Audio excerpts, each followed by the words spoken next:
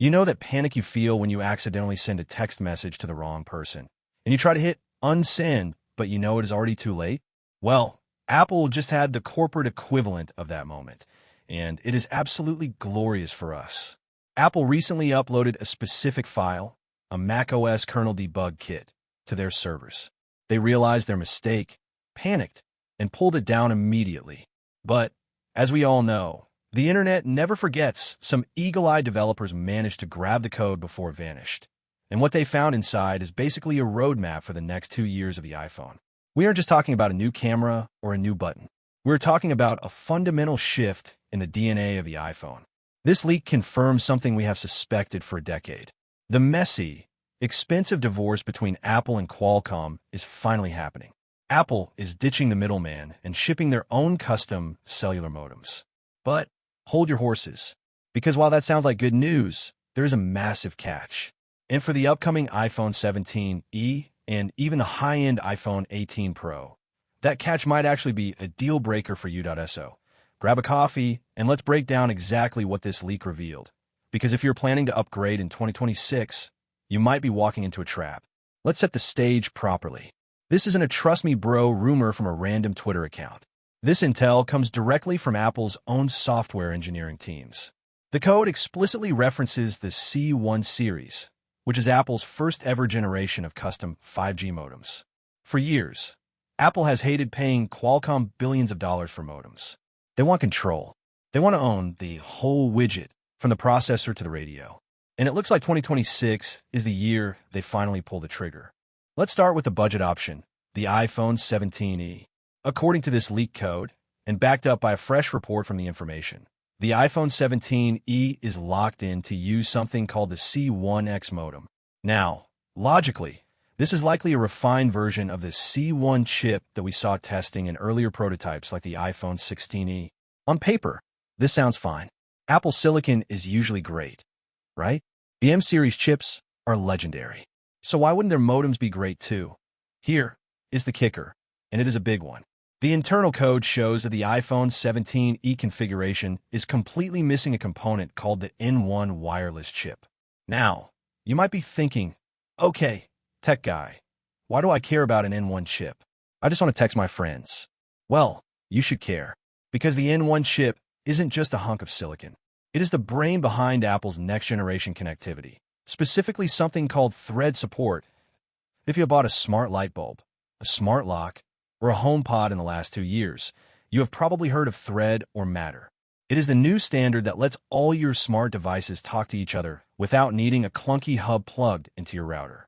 It is the future of the smart home, and apparently, the iPhone 17e won't have it. By removing the N1 chip, Apple is likely stripping the smart out of the smart home connectivity for this phone. If you're trying to set up a smart home, or if you want your phone to act as a border router for your devices, the 17e just became a useless brick in your ecosystem. And let's be real for a second. That is embarrassing. We are expecting the iPhone 17e to launch around the $599 price point. That is not cheap. That is borderline flagship territory for many brands. For Apple to ask you to pay $600 for a phone in 2026 that lacks basic modern smart home standards, that is a bold strategy. Let's see if it pays off for them. It feels like they are artificially nerfing the phone just to force you to buy the Pro model. Speaking of the Pro models, let's talk about the big boys. The iPhone 18 Pro and Pro Max. You would think, okay, I'll just pay more money and I'll get the best tech, right? Well, not necessarily. The leak actually points to some serious internal chaos inside Apple HQ regarding the 18 Pro. The debug code shows the iPhone 18 Pro currently running in 2 completely different configurations. Setup A is using the existing C1X modem, the same slightly older tech found in the cheaper phones. Setup B is testing an all-new, second-generation C2 baseband. This is huge. It means that even this late in the development cycle, Apple hasn't made the final call. They are essentially benchmarking their first-generation tech against their second-generation tech inside the same chassis. Why does this matter to your wallet? Because nobody wants to pay $1,100 for last year's tech disguised as next year's flagship. The C2 modem is the goal. Second-generation Apple silicon is historically where things get good. Look at the M1 chip versus the M2, or the original Apple Watch versus the Series 2. The first generation is the experiment. The second generation is the product. The C2 modem will likely be more power efficient, meaning better battery life, and have better signal reception. The C1X? That is effectively a beta product that has been polished up. The real question is, will the C2 modem be ready in time for the fall 2026 launch? Or are pro users going to be stuck with the same C1X silicon found in the budget models because Apple ran out of time? If I am dropping over $1,000 on a Pro phone, I expect the Pro silicon. I don't want the leftovers from the budget bin. The good news for Pro users? The code confirms the Pro models will keep the N1 wireless chip. Apple knows they can't ship a flagship in 2026 that can't talk to your smart home. They aren't that crazy. But the modem situation is definitely a coin toss right now. Now, I want to play devil's advocate for a second. We need to keep in mind that this is internal debug code. Things change. This snapshot of the code might be from a few weeks ago or a few months ago. Apple tests thousands of configurations before they settle on the final product. But the message here is loud and clear. Apple wants full control. They're done with Qualcomm. They're tired of relying on another company for one of the most critical parts of the iPhone.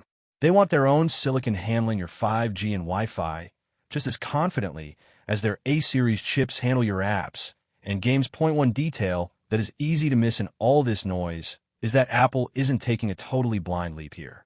The script mentions the C1 modem already shipped inside the iPhone 16e. That means by the time the 17e and 18 Pro come out, Apple will have had real-world data, carrier feedback, and millions of hours of usage to learn from. That actually changes the risk profile completely.